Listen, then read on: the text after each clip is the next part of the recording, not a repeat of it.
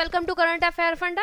आज हम इस सेशन में एसएससी एमटीएस का क्वेश्चन पेपर डिस्कस करेंगे, जिसमें हम 30 अप्रैल का सेकंड शिफ्ट का क्वेश्चन पेपर डिस्कस करेंगे, जो कि कैंसिल हो चुका है।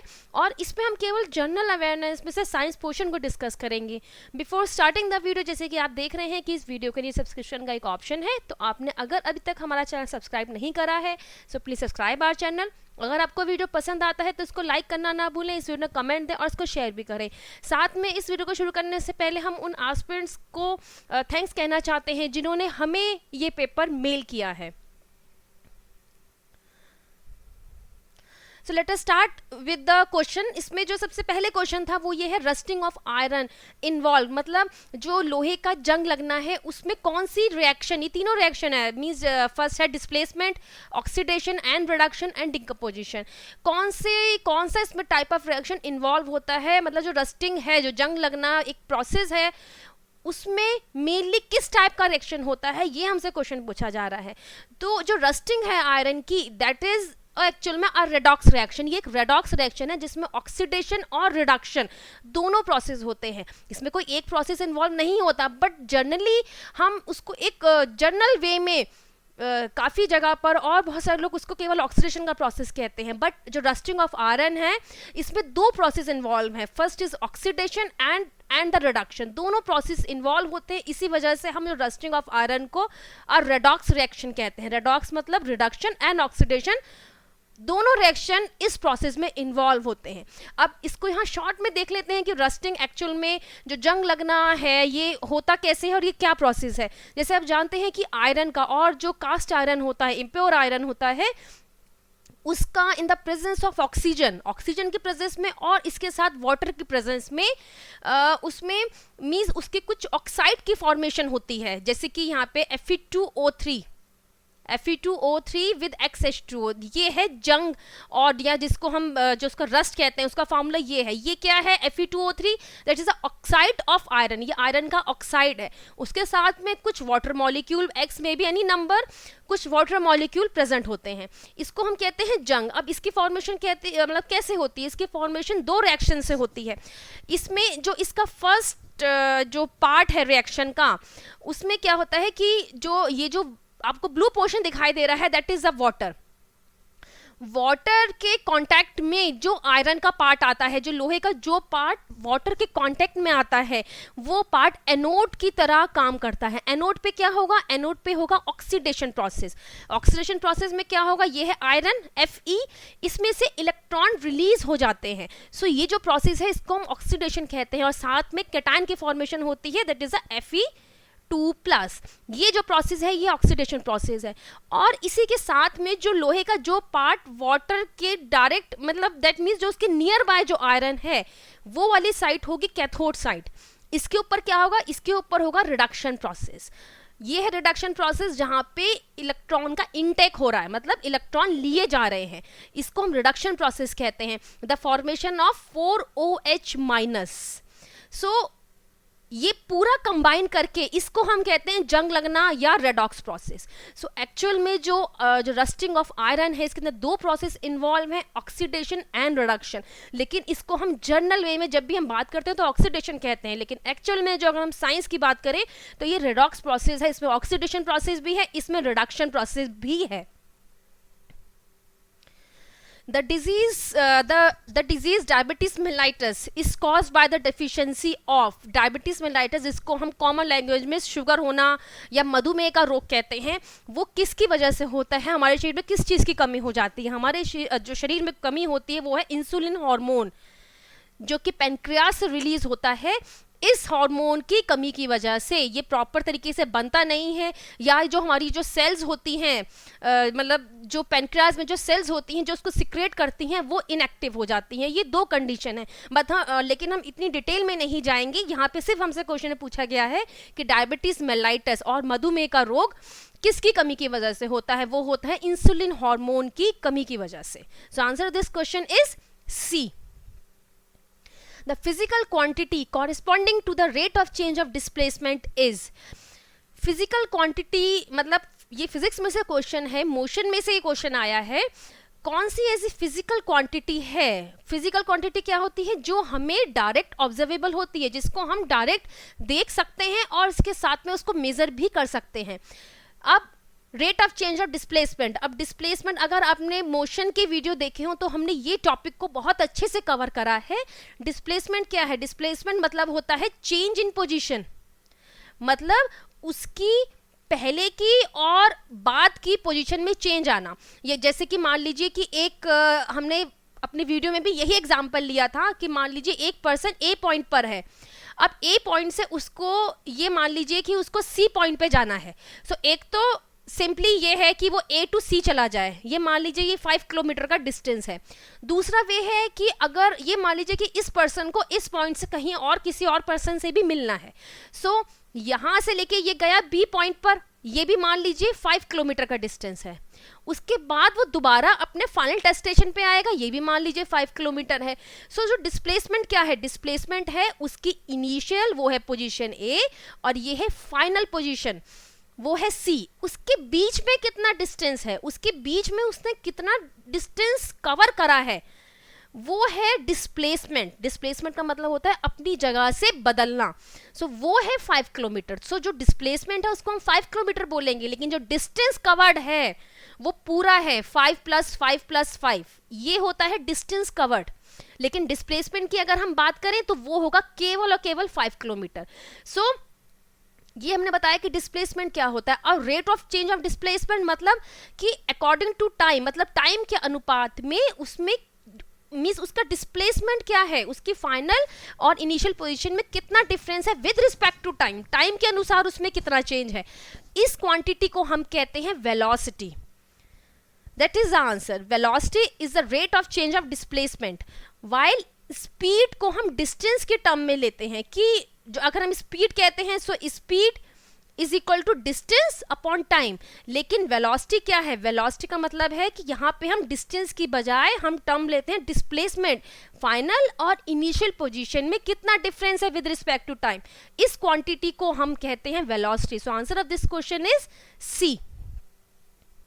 The universal photosynthetic pigment is universal. अब जैसे आप जानते हैं फोटोसिंथेटिक पिगमेंट क्या होता है, जितने भी हरे पौधे हैं या जो प्लांट हैं इनके अंदर कुछ पिगमेंट पाए जाते हैं जो कि सूरज की रोशनी को ग्रैस्प मतलब सूरज की रोशनी को पकड़ने में मदद करते हैं और उसी सूरज की रोशनी का इस्तेमाल ये अपने जो फोटोसिंथेसिस प्रोसेस है, जो प्रकाश संश्लेषण का प्रोसेस है जिसके दौरान वो अपना फूड प्रिपेयर करते हैं, उसमें उस सूरज की रोशनी का इस्तेमाल होता है। सो ये जो पिगमेंट है, फोटोसिंथेटिक पिगमेंट है, ये बहुत तरीके के होते हैं। ये ज़रूरी नहीं है सिर्फ क्लोरोफिल ए है या सिर्फ क्लोरोफिल बी है, इसके अलावा जो है कैरोटीन भी होता है, इसके अलावा ज़ैंथोफिल भी होता है। सो ज़ैंथोफिल काफ़ी सारे पिगमेंट पाए जाते हैं और उसके अनुसार ही इनका कलर होता है। सो अब उसमें पूछा जा रहा है कि जो यूनिवर्सल मतलब जो मोस्ट कॉमन पाया जाने वाला फोटोसिंथेटिक पिगमेंट है वो कौन सा है। मोस्ट कॉमन फोटोसिंथेटिक पिगमेंट है क्लोरोफिल ए। ये सबसे ज़्यादा कॉमनली यही पाया जाता है पौधों में। सो इसका जो आंसर है वो है B, that is a chlorophyll A. That is a most common, सबसे ज़्यादा जो सामान्यता पाया जाता है फोटोसिंथेटिक पिगमेंट वो ये है। अब वन इज़ यहाँ पे थोड़ी सी हम कुछ और भी इसमें इंफॉर्मेशन देना चाहते हैं कि जो फोटोसिंथेटिक पिगमेंट होते हैं ये एक्चुअल में जैसे कि मैंने बताया कैरोटीन या ज़ैंथोफिल या क्लोरोफिल ए या क्लोरोफिल बी, ये अलग अलग रेंज में लाइट को एब्जॉर्ब करते हैं। जैसे कि आप जानते हैं कि जो सूरज से जो रोशनी आती है वो एक इलेक्ट्रोमैग्नेटिक स्पेक्ट्रम है। इलेक्ट्रोमैग्नेटिक स्पेक्ट्रम क्यों है, क्योंकि उसमें अलग अलग वेवलेंथ और फ्रीक्वेंसीज की लाइट हैं और किरणें हैं। अब हर पिगमेंट की एक अलग एफिशिएंसी है, हर पिगमेंट एक अलग पार्ट, एक अलग वेवलेंथ के रीजन में लाइट को एब्जॉर्ब करता है। That is the purpose. जैसे कि क्लोरोफिल ए है, क्लोरोफिल ए का जो रीजन है वो 400 से 450 नैनोमीटर के बीच में वो लाइट को एब्जॉर्ब करेगा। और इसके साथ में एक और रीजन है that is 650 to 700 nanometre. Chlorophyll B का जो रीजन है वो है 450 से लेके 500 नैनोमीटर के बीच में और 600 से लेके 650 नैनोमीटर के बीच में वो मिस लाइट को एब्जॉर्ब करता है, सूरज की रोशनी को। वो इस रेंज की जो किरणें होंगी, इस रेंज का जो पार्ट होगा वो वाली किरणों को ये एब्जॉर्ब करेगा। ज़ैंथोफिल 400 से 530 नैनोमीटर के बीच में जो लाइट है, जो लाइट का पार्ट इस रेंज में फॉल करता है उसको ये एब्जॉर्ब करता है। सो क्वेश्चन में हमसे जो पूछा जा रहा था कि जो कॉमनली पाए जाने वाला फोटोसिंथेटिक पिगमेंट है वो क्या है, that is a chlorophyll A. Lichen is an association of, lichen क्या है, लाइकेन मतलब एसोसिएशन मतलब है कि वो किसके कॉम्बिनेशन से, किसका समूह है, वो किससे मिलकर बना हुआ है, इसके कॉन्स्टिट्यूएंट क्या है। लाइकेन इज एक्चुअल में अ सिम्बायोटिक एसोसिएशन। सिम्बायोटिक क्या होता है कि जहां दोनों ही कंपोनेंट को फायदा हो रहा है, और ये दो कंपोनेंट क्या है, that is a algae and fungi. दोनों ही एक दूसरे को सपोर्ट कर रहे हैं। इसका जो फंक्शनिंग है उसमें जो फंजाई है वो क्या करता है, वो उसको सपोर्ट प्रोवाइड करता है। इसके जो हाइफी होते हैं वो एक जाल सा फॉर्म करते हैं जिससे कि उसको सपोर्ट प्रोवाइड होता है। वाई एल्गी के अंदर फोटोसिंथेटिक पिगमेंट होते हैं जो कि उसके लिए फूड प्रिपेयर करते हैं। सो यहाँ पे एक हमने इसका एग्जांपल लिया, that is a cladonia. Cladonia lichen है, cladonia is a type of lichen, एक लाइकेन का एक प्रकार है। सो ये जो है ये एक सिम्बायोटिक एसोसिएशन है ऑफ एल्गी एंड फंजाई, इन दोनों से मिलकर बना हुआ है और ये दोनों एक दूसरे को फायदा पहुंचाते हैं, इसलिए हम इसको सिम्बायोटिक एसोसिएशन कहते हैं। So answer of this question is B. In pea the tendril is a modification of, pea मतलब मटर, मटर के अगर आपने उसका पौधा देखा हो तो उसके अंदर इस तरीके से टेंड्रिल्स होते हैं। इनका काम क्या होता है कि ये एक तो पौधे को क्योंकि इनकी जो स्टेम का पोर्शन होता है वो काफ़ी ज़्यादा मतलब नाजुक होता है, ये प्रॉपरली वुडी नहीं होता, इसलिए इसको पौधे को सपोर्ट देना और इसके साथ में इसको आगे बढ़ाने के लिए ये किसी भी अगर साथ में कोई वॉल है या कोई भी सपोर्ट होता है ये उस पर जाके लिपट जाते हैं। सो इसको हम कहते हैं, ये आपने बहुत पौधों में बेलों में देखा भी होगा, इसे कहते हैं टेंड्रिल। अब मटर के पौधे में जो टेंड्रिल हैं ये किसका मॉडिफिकेशन है, मतलब ये किसका ही एक स्वरूप है। सो ये जो है ये एक लीफ का मॉडिफिकेशन है in pea. So that is the answer. In pea the tendril is a modification of leaf, पत्तियों का ही ये एक स्वरूप है, ये पत्तियों का ही मॉडिफिकेशन है। So answer this question is C. Dodder is a and, dodder क्या है, सबसे पहले इसकी पिक्चर देखते हैं। इसको आपने कॉमनली देखा होगा कि ये जो है ये एक इस तरीके से फाइन थ्रेड लाइक स्ट्रक्चर होता है जो पेड़ों पे पूरी तरीके से इसको कवर कर देता है। इसका एक और नेम है, दैट इज ये जो इसका कॉमन नेम दिया हुआ है डोडर, एक है कसकटा। ये जो है ये एक पैरासाइट प्लांट है। पैरासाइट प्लांट क्यों है, क्योंकि ये पौधे पे पूरी तरीके से इसकी स्टेम पे, इसके तने पे लिपट जाता है और इसमें से इसके मींस जो हॉस्टेरिया होते हैं वो इसी स्टेम के अंदर पेनिट्रेट कर जाते हैं और जो उसकी जाइलम और फ्लोएम है जो कि उस पौधे को फूड प्रोवाइड कर रहे हैं उसी से ये अपना खाना ले लेते हैं और इसकी खुद की रूट एंड में जाके सूख जाती है। सो ये इज अ टाइप, जो ये डोडर है it is a type of parasitic plant. अब हमसे जो क्वेश्चन पूछा जा रहा है कि ये क्या है, डोडर इज अ एंडोफाइट, ये एक स्टेम पैरासाइट है या ये रूट पैरासाइट है या लीफ पैरासाइट है। ये ऑफ कोर्स एक पैरासिटिक प्लांट है लेकिन ये एक स्टेम पैरासाइट है। ये तने के ऊपर लिपटना शुरू होता है और इसके जो हॉस्टेरिया होते हैं वो इसके स्टेम में पौधे के जो कि इसका होस्ट है उसी पे जाके पेनिट्रेट हो जाते हैं उसी स्टेम पे और उसी से अपना खाना सारा न्यूट्रिशन वहीं से लेते हैं। So answer of this question is B, stem parasite. An example of vestigial organ is, इसमें से कौन सा एक वेस्टिजियल ऑर्गन है। वेस्टिजियल ऑर्गन क्या होते हैं, वेस्टिजियल ऑर्गन होते हैं जो हमारी बॉडी में प्रेजेंट हैं, वो हमारे शरीर में हैं लेकिन उनका एट प्रेजेंट हमारे शरीर में कोई यूज़ नहीं है, बट क्योंकि हमारे शरीर में है इसका मतलब ये है कि अगर हम अपना प्रीवियस और जो हमारे एंकेस्टर्स थे जो हमारा इनिशियल हुआ था वहाँ पर इसका यूज़ था। सो इनमें से कौन सा ऐसा ऑर्गन है जो कि वेस्टिजियल ऑर्गन है ह्यूमन बॉडी में, thyroid gland, lung, pancreas and nictitating membrane. So इसका जो आंसर है वो है निक्टेटिंग मेम्ब्रेन। ये कहाँ होती है, हमारे आंख में बिल्कुल साइड कॉर्नर पे, नाक की तरफ कॉर्नर पे ये जो आप मेम्ब्रेन देख रहे हैं वाइट, ये वाइटिश ट्रांसल्यूसेंट मेम्ब्रेन होती है, एक कवरिंग होती है जो कि आईलिड को कवर करती है। नॉर्मली जो बर्ड्स और रेप्टाइल होते हैं उसमें ये बहुत एक्टिव होती है। कारण क्या होता है, इसका फंक्शन क्या होता है, इसका फंक्शन होता है कि एक तो ये आँख को मीन्स मॉइस्ट रखती है और इसके साथ में डस्ट से ये मीन्स जो प्रोटेक्शन देती है आईलिड को। लेकिन हमारे केस में ह्यूमंस में ये एक वेस्टिजियल ऑर्गन है, इसका यहाँ पे ऐसे पर्पस नहीं है, कोई इसका फंक्शनिंग नहीं है, लेकिन ये प्रेजेंट है. So that is a vestigial organ in humans, nictitating membrane. Human forearm is an example of, हमारा जो बॉडी में जो फोर आर्म है वो किसका एग्जाम्पल है. सबसे पहले इसका हम यहाँ डिस्कशन करने से पहले इसका एक स्ट्रक्चर देखते हैं. ये देखिए, अब ये जो लिवर सिस्टम है इस पे क्या है कि एक तो होता है एक्सिस और फल्क्रम. फल्क्रम या एक्सिस क्या होता है, जो कि सपोर्ट सिस्टम होता है. ये जो पॉइंट है इसको हम फल्क्रम या एक्सिस कहते हैं. यहाँ पर हमारे पाम पर दैट इज अ लोड और रेजिस्टेंस, कोई भी लोड है बाहर है या फिर रेजिस्टेंस है. फोर्स और या फिर एफर्ट वो हमारे ऊपर से जो मसल्स हैं वो हमें प्रोवाइड कर रहे हैं. अगर हम इसको एक मीन्स अगर लिवर में देखें, लिवर में हम तीन इसके पार्ट देखे जाते हैं कि दैट इज अ फल्क्रम कहाँ पर है, लोड कहाँ पर है और एफर्ट कहाँ पर है. इसी के बेसिस पे हम डिसाइड करते हैं कि कौन से टाइप का लिवर है, whether it first order, wait is it second order और या थर्ड ऑर्डर का है. ये जो बनता है, ये देखिए एक्सिस हमारा इधर है, ये हमारा ये वाला जॉइंट है, और फोर्स एक्सर्ट हो रहा है वो इस मसल से इधर एक्सर्ट हो रहा है इनटू द सेंटर, और ये है लोड जो हमारा पाम का एरिया है. ये जो है ये है थर्ड ऑर्डर लीवर, ये थर्ड ऑर्डर लीवर है. ये जो एग्जाम्पल है ये थर्ड ऑर्डर लीवर का एग्जाम्पल है. हमारी जो फोर आर्म है is a example of third order liver. Which one of the following is luminous. Luminous इनमें से कौन सा लुमिनस है. लुमिनस क्या होता है, मतलब जिसकी अपनी चमक है. अब ये देखिए, मून है या अर्थ है या यूरेनस है. Uranus and earth these are the planet, और मून क्या है, मून एक सैटेलाइट है, एक नेचुरल सैटेलाइट है जो कि अर्थ के चारों तरफ रिवॉल्व कर रहा है.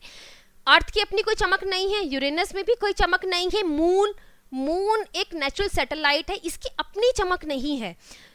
इसका जो आंसर है वो है pole star. Pole star is luminous. इन चारों में अगर हम देखें, ऑप्शन जो करेक्ट ऑप्शन हमें दिखाई दे रहा है that is a pole star. The freezing mixture which is used in preparing kulfis is made by adding salt to ice because अब इसमें हमसे पूछा जा रहा है कि जो फ्रीजिंग मिक्सचर होते हैं, फ्रीजिंग सबसे पहले बात करते हैं कि फ्रीजिंग मिक्सचर क्या है. फ्रीजिंग मिक्सचर है कॉम्बिनेशन ऑफ कंपाउंड. जैसे कि इसके अंदर क्या होता है कि आइस मीन्स जो आइस के साथ प्लस कुछ सॉल्ट्स मिलाए जाते हैं, weather it is ammonium nitrate, साथ में NaCl या फिर मैग्नीशियम सल्फेट. इस तरीके के जैसे कि NaCl, मैग्नीशियम सल्फेट और या फिर अमोनियम नाइट्रेट, ये सब सॉल्ट हैं. आइस के साथ कुछ सॉल्ट्स को मिक्स किया जाता है, कुछ कंपाउंड को मिक्स किया जाता है, उसको कहते हैं फ्रीजिंग मिक्सचर.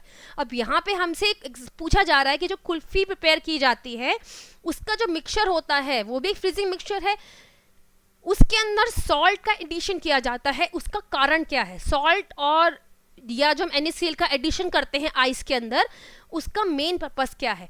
सॉल्ट को ऐड करने से क्या होता है कि it causes the depression in freezing point. It causes the depression. Depression क्या होता है, मतलब कमी होना, डिप्रेशन इन फ्रीजिंग पॉइंट. इसी टॉपिक में से एक क्वेश्चन वो आया था 30 अप्रैल के फर्स्ट सेशन में, मतलब फर्स्ट शिफ्ट में क्वेश्चन आया था, that is the elevation in boiling point. Depression in freezing point या एलिवेशन इन बॉइलिंग पॉइंट, ये कॉलिगेटिव प्रॉपर्टीज है. उसमें जो क्वेश्चन आया था फर्स्ट शिफ्ट में वो था elevation of boiling point. Boiling point का बढ़ना with the add of impurity, उसको हम कहते हैं एलिवेशन. वाइल जो फ्रीजिंग पॉइंट में क्या फर्क आता है, फ्रीजिंग पॉइंट कम हो जाता है. अगर हम जैसे यहाँ पे हमने सॉल्ट का एडिशन करा, NaCl का एडिशन करा, तो उसका इफेक्ट क्या होगा, उसका इफेक्ट ये होगा कि इसका फ्रीजिंग पॉइंट कम हो जाएगा. अब जैसे कि जो आइस जो वाटर का फ्रीजिंग पॉइंट है वो आप जानते हैं कि वो है 0 डिग्री सेंटीग्रेड. अब ये 0 डिग्री सेंटीग्रेड में और कमी आ जाएगी, it might be goes to -13 degree तक पहुंच जाता है अगर इसमें हम सॉल्ट का एडिशन कर दें. अब डिप्रेशन इन फ्रीजिंग पॉइंट मतलब फ्रीजिंग पॉइंट में कमी आ गई। देखिए पहले 0 था, 0 से ये और माइनस से पहुंच गया, इसका मतलब है फ्रीजिंग पॉइंट और कम हो गया। अब इस फ्रीजिंग पॉइंट के कम होने से क्या होगा, यहाँ पे फ्रीजिंग पॉइंट का तो कोई ऑप्शन ही नहीं है, यहाँ पे मेल्टिंग पॉइंट ऑफ आइस दिया हुआ है और साथ में लेटेंट हीट ऑफ फ्यूजन है। ये दोनों ऑप्शन तो नहीं हो सकते, ना तो melting point of ice decreases और ना ही बढ़ती है ना ही घटती है, कोई फर्क नहीं पड़ता। जो फ्रीजिंग पॉइंट का रिलेशन बनता है वो बनता है लेटेंट हीट ऑफ फ्यूजन से। अब लेटेंट हीट ऑफ फ्यूजन क्या है उसको हम यहाँ पे शॉर्ट में देख लेते हैं। लेटेंट हीट क्या होता है, latent heat is the amount of heat, ये एक वो अमाउंट है हीट का जिसको अ यूनिट सब्सटेंस का फिजिकल, जैसे कि मान लीजिए solid to liquid, solid to liquid change होने के लिए मीन्स ये प्रोसेस सॉलिड से लिक्विड आना, इसको हम कहते हैं मेल्टिंग। अब सॉलिड टू लिक्विड जब चेंज हो रहा है तो उसके फिजिकल चेंज मतलब दैट मीन्स इसका फिजिकल स्टेट बदल रही है, पहले सॉलिड था वो हुआ लिक्विड, लेकिन इसका टेम्परेचर सेम रहता है। So during this process whether it is solid to liquid और लिक्विड टू सॉलिड, इसको कहते हैं फ्रीजिंग। इसके दौरान जो हीट इन्वॉल्व होती है वेदर इट इज एब्जॉर्ब्ड और चाहे वो अंदर एब्जॉर्ब हो चाहे वो बाहर निकले, उसको हम कहते हैं लेटेंट हीट ऑफ फ्यूजन। अब इसमें एक पर्टिकुलर चीज है कि इसका टेम्परेचर सेम रहता है। अगर मान लीजिए हम एक आइस का एग्जांपल यहाँ पे ले रहे हैं, आइस का 0 डिग्री पे टेम्परेचर है, तो जो उसका पानी बनेगा पिघलकर वो भी 0 डिग्री पर ही होगा, उसका टेम्परेचर सेम रहता है। इसे हम कहते हैं लेटेंट हीट। और latent heat of fusion, fusion है that means solid to liquid या लिक्विड टू सॉलिड, इसको हम फ्यूजन प्रोसेस कह रहे हैं। अब अगर डिप्रेशन हो रहा है फ्रीजिंग पॉइंट में, फ्रीजिंग पॉइंट में कमी आ रही है, तो उसका सीधा असर पड़ेगा लेटेंट हीट ऑफ फ्यूजन पे। क्या होगा, लेटेंट हीट ऑफ फ्यूजन कम हो जाएगी। सो दैट इज द आंसर। यहाँ पे ये टॉपिक बहुत वास्ट है, इसको यहाँ पे हमने एक शॉर्ट में बस डिस्कस किया है कि लेटेंट, ये जो क्वेश्चन है इसका मीन्स इसका आंसर क्या होगा, लेटेंट हीट ऑफ फ्यूजन क्या है और फ्रीजिंग पॉइंट अगर कम हो रहा है तो उसका क्या असर पड़ रहा है लेटेंट हीट पे। यहाँ पे हमने उसको बहुत शॉर्ट में डिस्कस किया है। So answer of this question is C, latent heat of fusion of water decreases, क्योंकि फ्रीजिंग पॉइंट में कमी आएगी with the addition of salt. जैसे ये पिंच ऑफ सॉल्ट ऐड किया जाएगा आइस में, उसी वक्त उसका फ्रीजिंग पॉइंट कम हो जाएगा। फ्रीजिंग पॉइंट कम होने से क्या होगा, लेटेंट हीट ऑफ फ्यूजन कम हो जाएगी वाटर की। Which of the following material is used as anode in dry cell? Dry cell का क्वेश्चन इसके फर्स्ट शिफ्ट में भी पूछा गया था। ड्राई सेल में जो एनोड वर्क करता है वो होता है जिंक का। एक्चुअल में जो एनोड होता है वो जिंक का होता है, इसके ऊपर इसका ऑक्सीडेशन होता है, it form Zn2+ with 2 electron के रिलीज के साथ। ये होता है ऑक्सीडेशन प्रोसेस और ये होता है एनोड पर। अब ये बना होता है मेनली जिंक का। जिंक, यहां पर कोई जिंक का ऑप्शन नहीं है। Carbon, carbon is act as a cathode, ये कैथोड की तरह वर्क करता है ड्राई सेल में। कॉपर, सिल्वर, ये ऑप्शन नहीं हो सकते। Brass, brass is a alloy, ये एक एलॉय है ऑफ जिंक प्लस कॉपर, जिसमें इसका प्रोपोर्शन इसका वेरी कर सकता है। So brass is a alloy of zinc and copper. So इसका जो आंसर होगा करेक्ट वो होगा brass. Brass is a alloy है, ये एक एलॉय है जिंक एंड कॉपर का। और जो ड्राई सेल्स हैं, ड्राई सेल्स के अंदर जो एनोड वर्क करता है वो जिंक का बना होता है, वहीं पर ऑक्सीडेशन प्रोसेस होता है। So answer of this question is C. Which of the following is a strong electrolyte? इनमें से कौन सा एक बहुत ही स्ट्रॉन्ग पावरफुल इलेक्ट्रोलाइट है? हमें जो दिए हुए हैं ऑप्शन वो है oxalic acid, acetic acid, ammonium chloride, hydrochloric acid. जो कोई भी स्ट्रॉन्ग इलेक्ट्रोलाइट होता है वो अपने कॉन्सेंट्रेट में कंप्लीटली डिसोसिएट हो जाता है, जैसे कि HCl, hydrochloric acid. Hydrochloric acid अपने कॉन्स्टिट्यूएंट में, इसके कॉन्स्टिट्यूएंट क्या है, हाइड्रोजन एंड क्लोरीन, पूरी तरीके से कंप्लीटली डिसोसिएट हो जाएगा। वाइल जो ऑक्सालिक एसिड है या ये जो एसिटिक एसिड है ये पूरे तरीके से डिसोसिएट नहीं होते हैं, इनका पार्शियल डिसोसिएशन होता है। पार्शियल क्या होता है, आधा अधूरा, मतलब आधा अधूरा, ये अपने कॉन्स्टिट्यूएंट में आधे अधूरे से कन्वर्ट होते, पूरी तरीके से कंप्लीट डिसोसिएशन नहीं होता। सो जिस किसी सब्सटेंस का कंप्लीट डिसोसिएशन हो जाएगा पूरे तरीके से अपने कॉन्सेंट्रेट में, वो कंप्लीटली कन्वर्ट हो जाएगा, वो होता है स्ट्रॉन्ग इलेक्ट्रोलाइट। सो यहाँ पर जो आंसर बनता है वो है हाइड्रोक्लोरिक एसिड। बाकी जो है oxalic acid, acetic acid and ammonium hydroxide also, ये तीनों के तीनों वीक इलेक्ट्रोलाइट हैं। क्योंकि इनका पार्शियल डिसोसिएशन होता है, पूरी तरीके से कंप्लीटली अपने कॉन्स्टिट्यूएंट में ये डिसोसिएट नहीं होते हैं।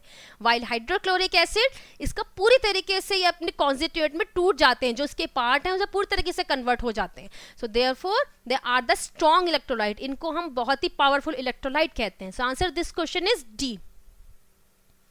Acid rain is caused by the pollution of environment by. Acid rain का मेन कॉज क्या है? एसिड रेन का जो मेन कॉज है वो है nitrous oxide and sulphur dioxide. Nitrous oxide और सल्फर डाइऑक्साइड की जब मात्रा हमारे एनवायरमेंट में, हमारे वायुमंडल में बढ़ जाती है, सो यही वाटर के साथ कंबाइन होके they form the acid rain, यही एसिड रेन की फॉर्मेशन करते हैं। So answer of this question is a, nitrous oxide and sulphur dioxide, यही मेन रीजन है एसिड रेन होने का। Drinking water is purified bye. Drinking water को हम किस तरीके से उसको प्यूरिफाई किया जा सकता है, उसको पीने योग्य वाटर को कैसे बनाया जा सकता है? इसका यहाँ पे जो आंसर है that is the aerobic respiration. Aerobic respiration की वजह से, एरोबिक रेस्पिरेशन के प्रोसेस से हम जो वाटर को पीने योग्य बना सकते हैं, पानी को पीने योग्य बना सकते हैं, उसको प्यूरिफाई कर सकते हैं। So answer this question is aerobic respiration. The most important strategy for the conservation of biodiversity together with the traditional human life is the establishment of। सबसे इम्पॉर्टेंट वो टेक्निक या वो तरीका क्या है जिससे कि हम अपनी बायोडाइवर्सिटी को अलॉन्ग विद द, अपने साथ साथ, मतलब हम पूरी तरीके से लेके चल रहे हैं बायोडाइवर्सिटी को भी, पौधे, जीव जंतु, और इसके साथ हमारी अपनी लाइफ को, ट्रेडिशनल लाइफ को भी हम एक साथ लेके चल रहे हैं। ऐसा कौन सा एक तरीका है, कौन सा वे है जिससे कि हम इन सब चीज़ों को एक साथ काउंट कर सकते हैं, एक साथ इनको देख सकते हैं? वो है biosphere reserve. That is the answer B.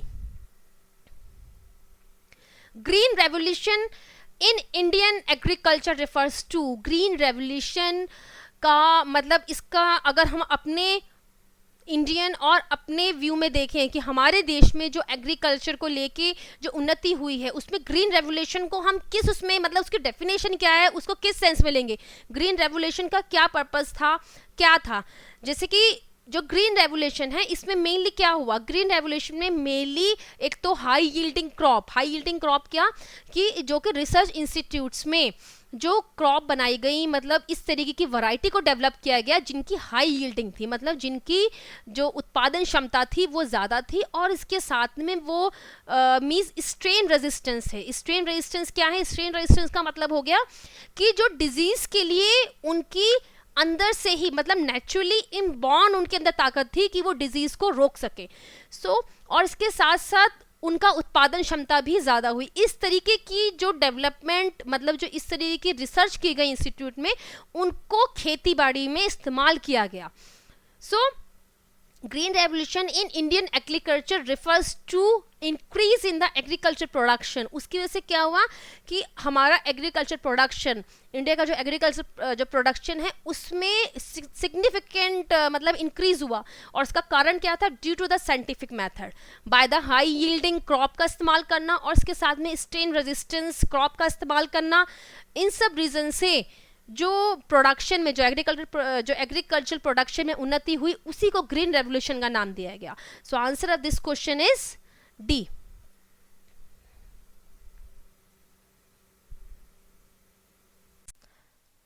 With this note we end our session. So इस टॉपिक से रिलेटेड वीडियो आपको प्लेलिस्ट पे मिल जाएंगे। अगर आपने अभी तक हमारा चैनल सब्सक्राइब नहीं किया है तो please subscribe our channel. This is our Twitter handle link, this is our Facebook page and this is our website. So with this note, thanks for listening me. Have a nice day.